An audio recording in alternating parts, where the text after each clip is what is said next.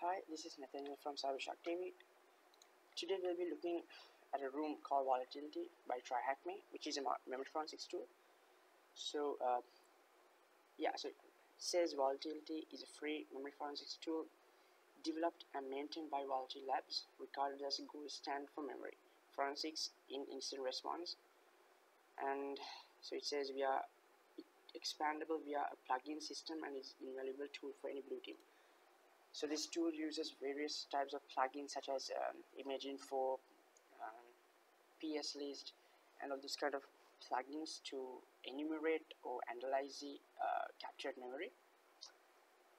So it says install Volatility onto your workstation of your choice or use the provided virtual machine. Alright, so it's better to install it to your workstation. So let's go to Volatility. Just type Volatility GitHub. Make sure you download or install Volatility 2. There's Volatility 3 too, 3 also, but since should we use 3 or 2? What is this? Nah, yeah, let's use 2.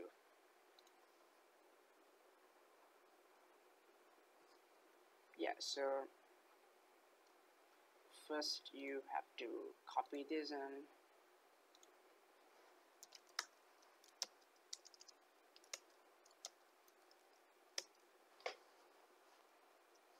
copy the URL and go to your terminal and type git clone and copy the URL and install it. And I recommend you to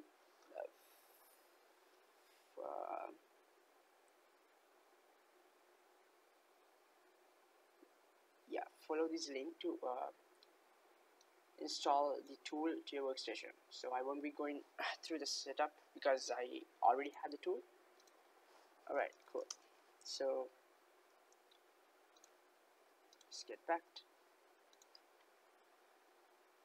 So it says obtaining memory samples. Obtaining a memory capture from a machine can be done in numerous ways. However, the easiest method will often vary depending on what you're working with. For example, live machine can have the memory captured with one of the following tools: FTK Major, Redline, and Dump It, and Win32 and Win64. So FTK Major and Redline has an interface or a GUI, and Dump It and Win32 64 doesn't have. So I personally use a tool called RAM Capture, which doesn't have a GUI, but when you open the file and execute it, it just captures the memory and save it to the current directory. So it says these tools will typically output a .row file which contains an image of the system memory. The .row format is one of the most common memory file types you will see in the wild. So I have seen .vmem, .bin, and I think .mem too file extensions as memory images. So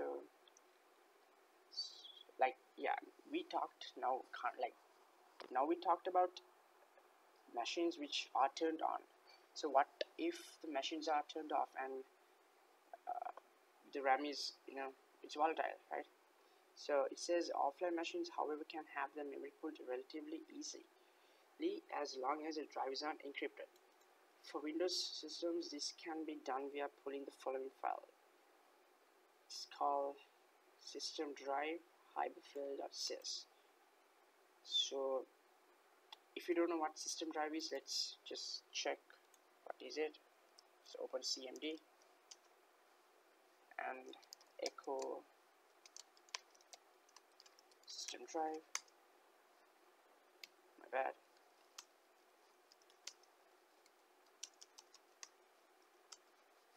Yeah, so system drive is the root directory of the system, which is C, right? So this file is in the root directory of the Windows file system, and it says hyperfill.sys, better known as a Windows hibernation file, contains a compressed memory image from the previous boot. Microsoft Windows systems use this in order to provide fast boot up times. However, we can use this file in a case for some memory forensics. Cool. Oh yeah, so they have provided us some extra extensions too. So as I said, yeah, .bin, .mem, .vmem, and oh, I didn't know about this .save. Can't remember those. Okay, so what memory format is a mouse command? .row. The Windows systems we are looking to perform memory forensics on was turned off by mistake. What file contains a compressed memory image? Hyperfill says. How about if we wanted to perform memory forensics on a VM based version machine? VMem. Alright. I hope you all understood this part. And let's move on to the next section. Alright, so it says now that we have collected our memory image, let's dig into it. For those using their own workstations for the activity, I have provided a download link to a memory sample attached to this task. If you're using this workstation now, I'm provided as a VM, no. Alright, cool. So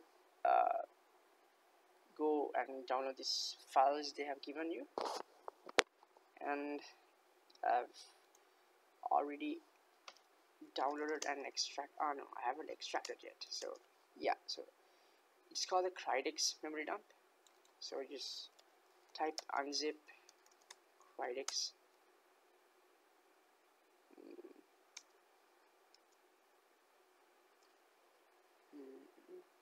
I think it extracted.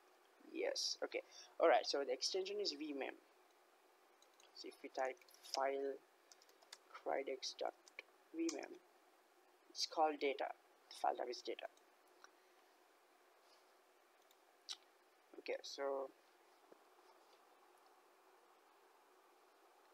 the first question now says, like, first let's figure out what profile we need to use. Profiles determine how Volatility treats our memory image, since every version of Windows is a little bit different. Let's see options now with the command Volatility F.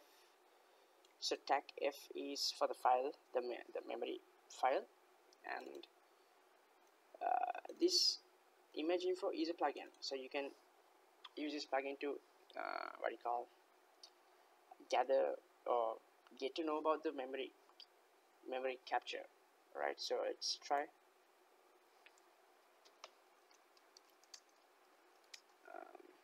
Let's move to Volatility, and here is a file. It's vol.py.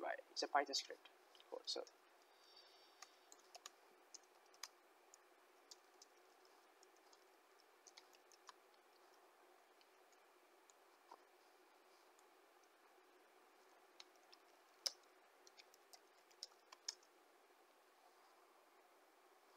ignore these error messages.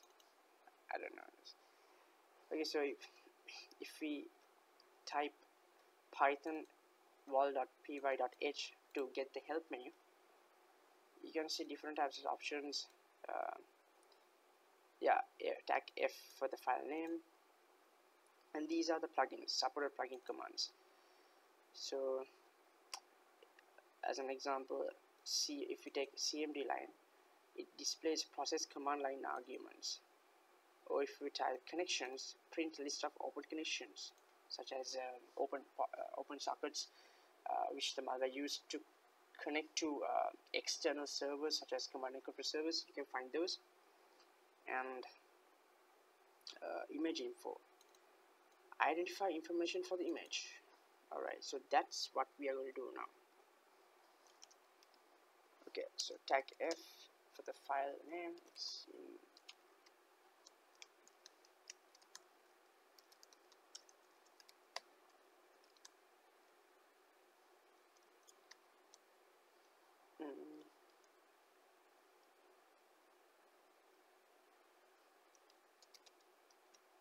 okay, I don't think. Let's go back.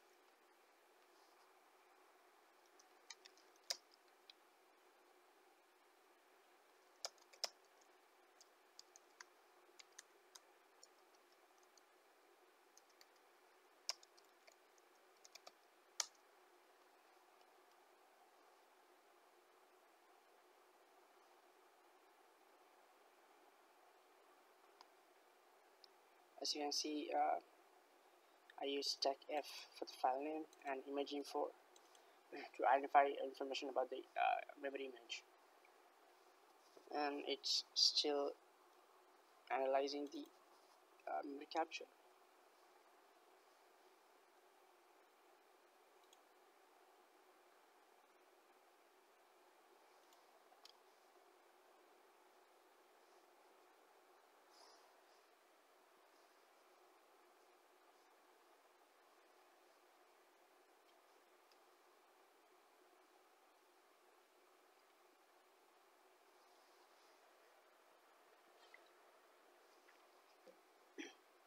Alright, so as you can see,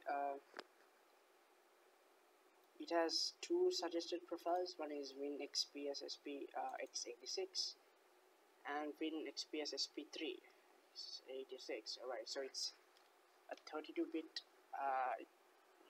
32-bit architecture. So since we know the profile now, so there are two profiles. We need to select what's the best profile or the accurate profile which we could use. So that should be the next task. So running the image info command in Volatility will provide us with a number of profiles which we can test with. However, only one will be correct. We can test these profiles using the pslist command, validating a profile selection by the sheer number of return results. Do this now with the command. Alright. Okay, so we need to check which profile is suitable for the memory image by using another command or a plugin by confirming it. Okay, so we can use tac profile equals, let's use the first one first, and what was it, pslist, right?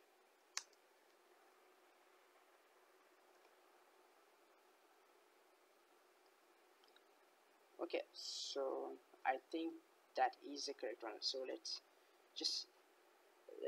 change the profile and see what's the difference of it.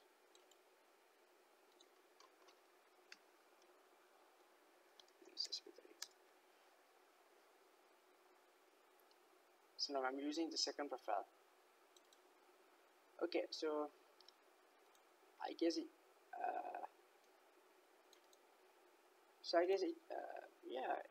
yeah, so both of them are okay with it. That's fine. Sometimes it happens. As you can see, all the processors which were running during the RAM capture, so it has system, WinLogon services, etc. So okay, so take a look through the processes within our image. What is the process ID for the smss.exe process? If your results are scrolling off screen, try piping output into less. Okay, smss. They're asking for the process ID, right? So smss is using process ID 368. Okay, so you can identify number of threads which is running and the date at the time it started, etc. So it's pretty useful.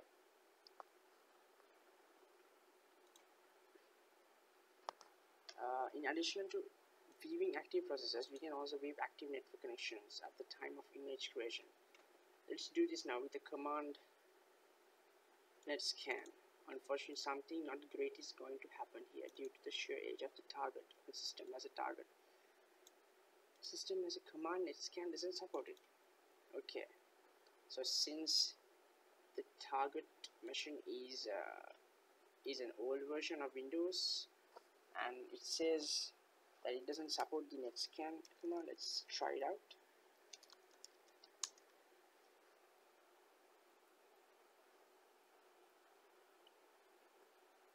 Yeah, so as you can see, this scan is not working. I think con scan is working, if I'm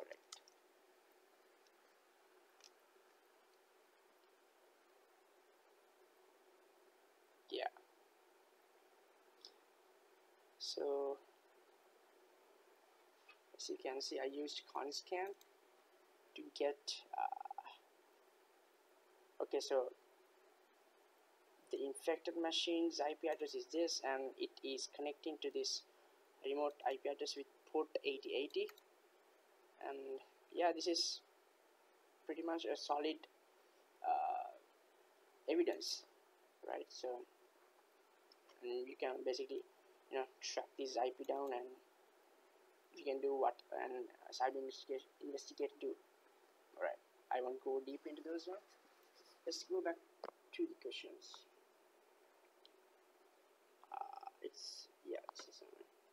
It's fairly common for malware to attempt to hide itself and the process associated with it. That being said, we can view intentionally hidden processes via the command psxv, but process has only one false listed. Alright, so mainly one of the skills that malware developers has gained is that they can hide processes while running in the system, so that it could mislead an investigator and stop by tracking them down. Alright, so this tool allows us to find possible hidden processes, which is psxv.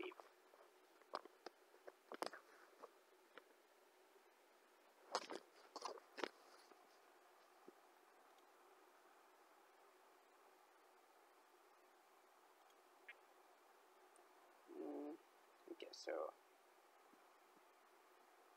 everything is true, and they're asking which one has one false. Just one false. Okay, so it's this process, CSRSS. Oops. Okay, so these are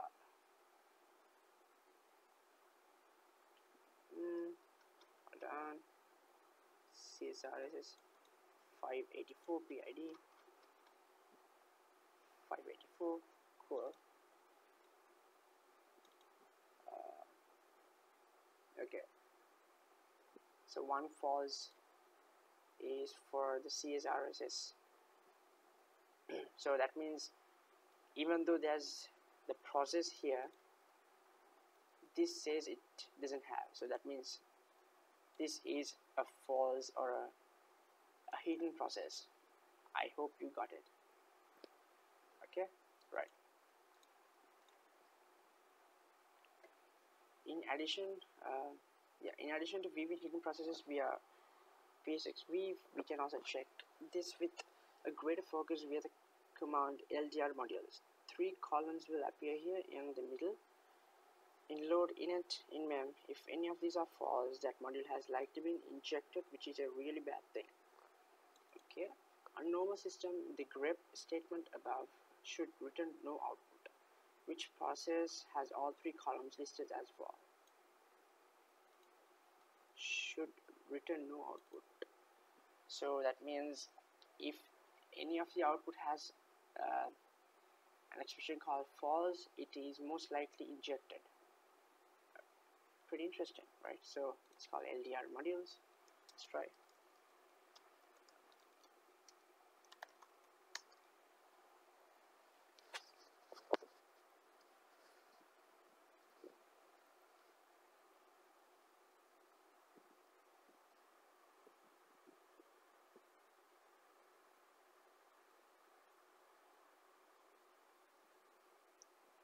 Okay.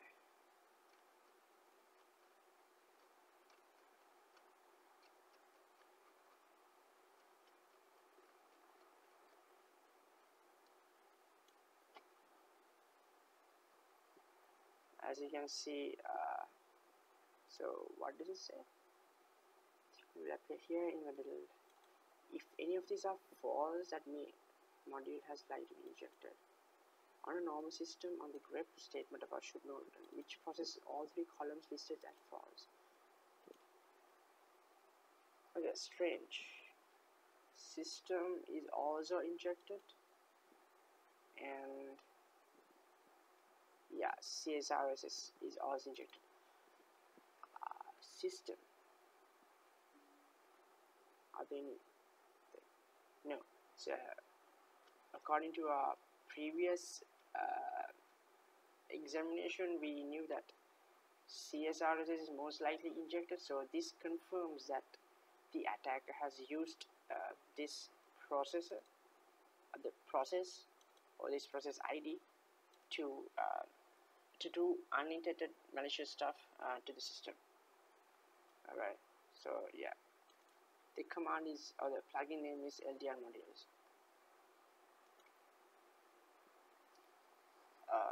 Yeah, processes aren't the only area we are concerned with when we are examining a machine. Using the API hooks command, we can weave unexpected patches in the standard system DLLs. If we see an instance where the module unknown, that's really bad. Okay, this command will take a while to run. However, it will show you all of the extraneous code executed by the malware. Yeah, let's give it a try.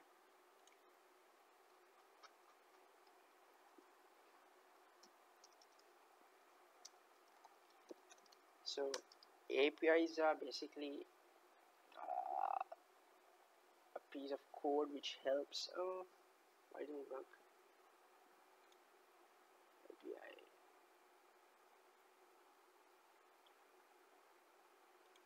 Yeah, I was saying APIs are basically a piece of code which helps other softwares or processors to execute very efficiently. So Windows has various types of APIs to help the system run very efficiently. So malware developers has used a technique to use the currently available APIs on the system to run the malware without any external help. Yeah, so why isn't it working? Let's try SP2.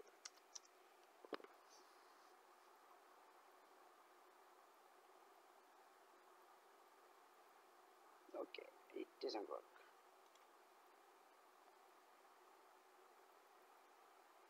I'm not sure why.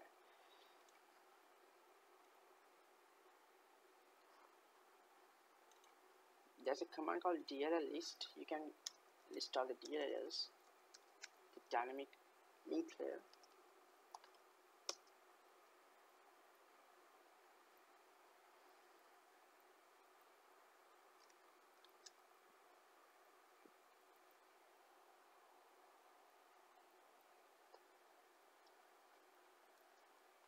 I don't think it supports this system.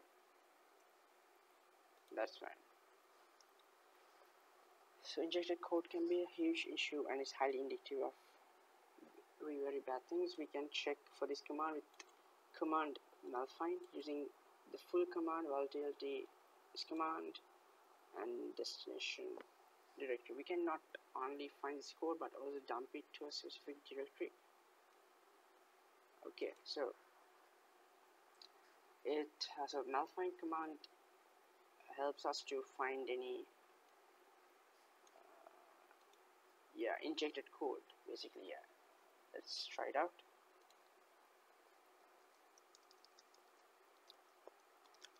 And the best part of this is like you can save this result into another file for future analyzation. Let's say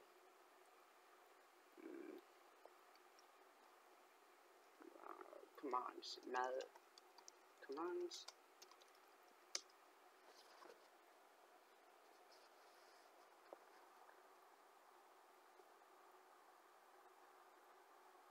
Okay, so is it a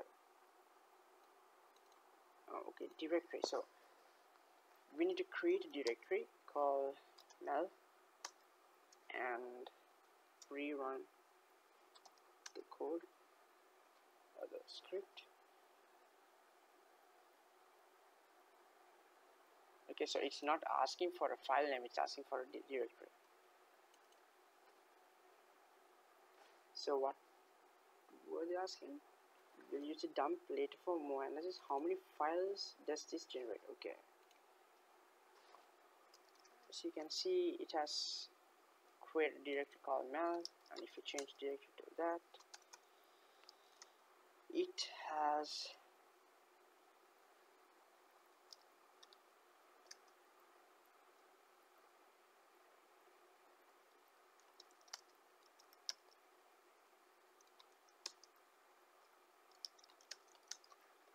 it has 3, 6, 9, 12 files. So if we type file command, copy, it says it's an PE32 executable. Alright, MS Windows. This is really great. You can use PE Studio, a tool, a GUI tool to analyze these dumps, since it's it has the portable executable there too. Yeah, so these are just basic stuff. I need you to. It's better to research yourself about external tools and methods you would use. So it's using MEZ, which confirms that it is a Windows a PE32 system. Okay, cool. So it dumped 12 files. Last but certainly not least, we can view all of the DLLs loaded into memory. DLLs are shared system libraries utilized in system processes. These are commonly subjected to hijacking and the side loading attacks, making them a key target for forensics. Let's list all the DLLs memory now with DLL. Why didn't it work earlier?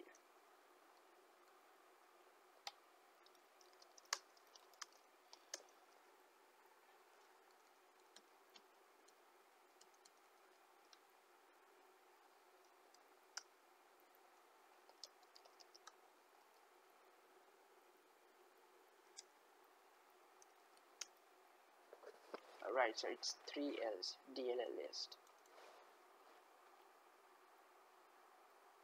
So these are all the DLLs which the malware has been using, which is a lot. Yeah. So if you go back and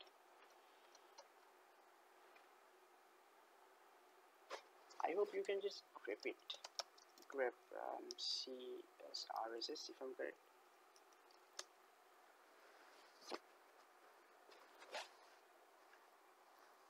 Yeah.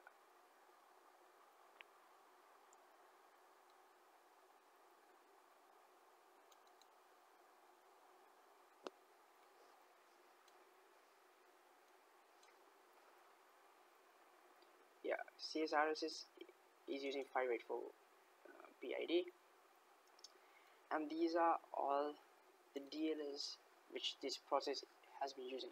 So since we know that this is a process which has been injected, so we should focus more on these DLLs which has been used. So kernel 32, user 32, which are pretty common DLLs, and yeah, this is for the networking, FTP, APIs, and I'm not sure about this. This looks suspicious, but I'm not sure. Let's just search and see SXS DLL. Errors related to cameras.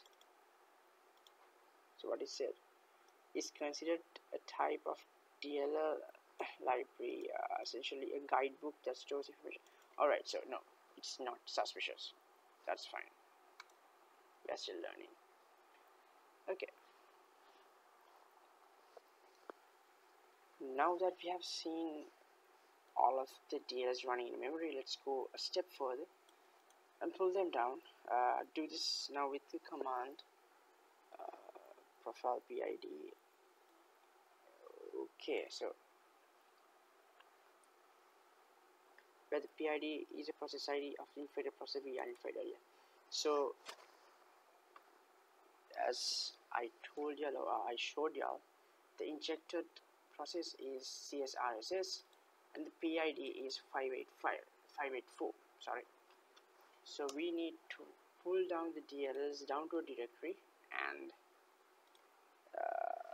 save it for further analysis. So let's create a directory called DLL and let's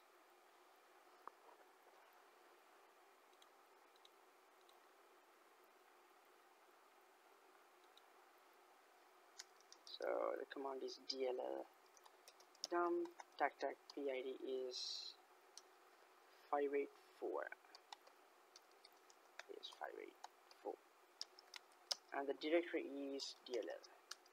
Right, I hope this works.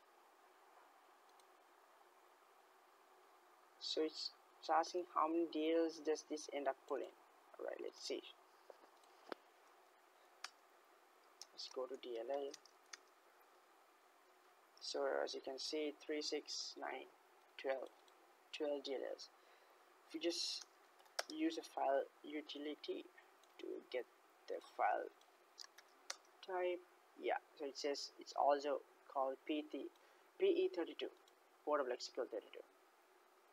Alright, so the command was the profile DLL dump only DLLs which are in this process ID, which is CSRSS process, and output it to this directory. Alright, cool. Yeah, so it says now that we have performed some basic forensics, let's go a step further and see what the community at large has to say about the items we have discovered. Okay, so upload the extracted files to VirusTotal. So let's try uploading one DLL file to VirusTotal.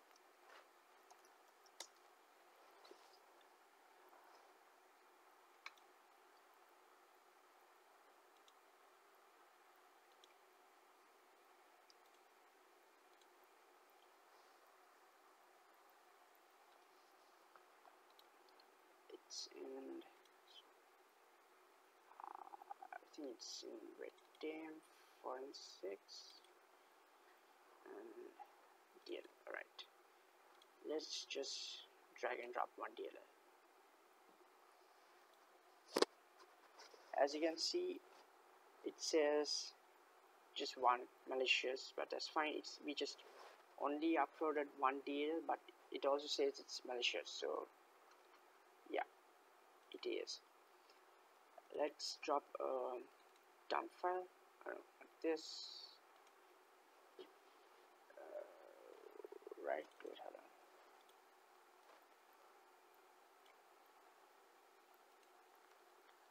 on. Okay, here you go. It's called a Trojan, yeah, Cridex. As you can see, VirusTotal gives you a hash for integrity, and you can just save it for your own usage. So it shows you 59 out of 69 antivirus programs has detected it and has categorized as a Trojan, which is Winter2 Cridex, which is absolutely correct.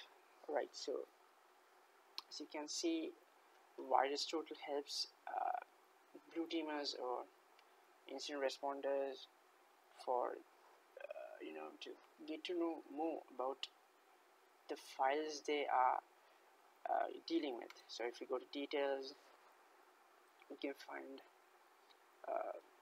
the hashes and process the dumps. Yeah, the target machine, right? Intel 386. Compilation timestamp. So this shows the this is a date which the malware developer has compiled the malware. Isn't it cool? You just get to know about the history of the Trojan or the memory capture or the malware, infected malware for the system.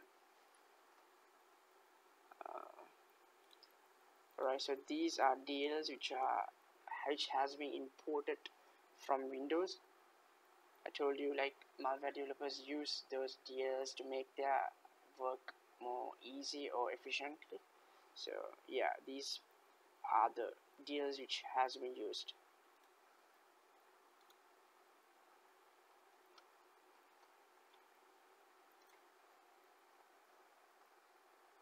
So if you just go to relations, you can see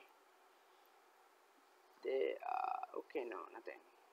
Okay, so we have found possible IP addresses, and yeah, we didn't check network connections, right? Just right. If you go back to the help menu and check the plugins, yeah, so it should be there. Multiscan,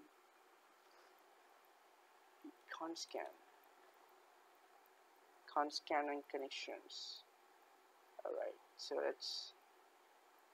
I think we found two possible public IP addresses or connection IP addresses which has been called by an external server by using what do you call it? Yeah, conscan. Let's just try connections just to see what's up with that.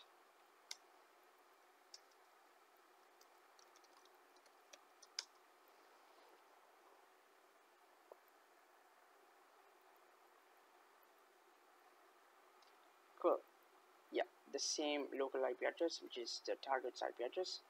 Sorry, yeah, target's IP address, and this is a external service or yeah, command control service IP address.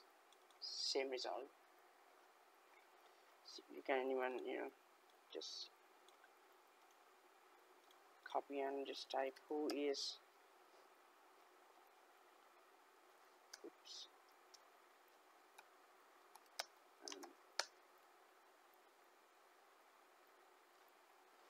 Yeah, as you can see, we just found that is using nearhost, and I think we can use curl ipinfo.io and the IP address. For more details about the IP, it should work.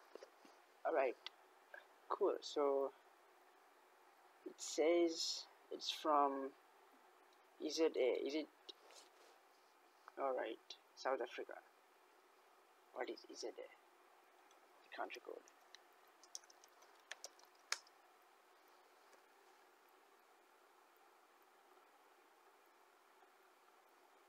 South Africa. Cool. So yeah, when you find an IP address using these forensics techniques, you can basically find more information about the IP. As you can see, I used the ipinfo.io website to grab more details and the location of the server. Alright, so that's all for today. Thank you for watching.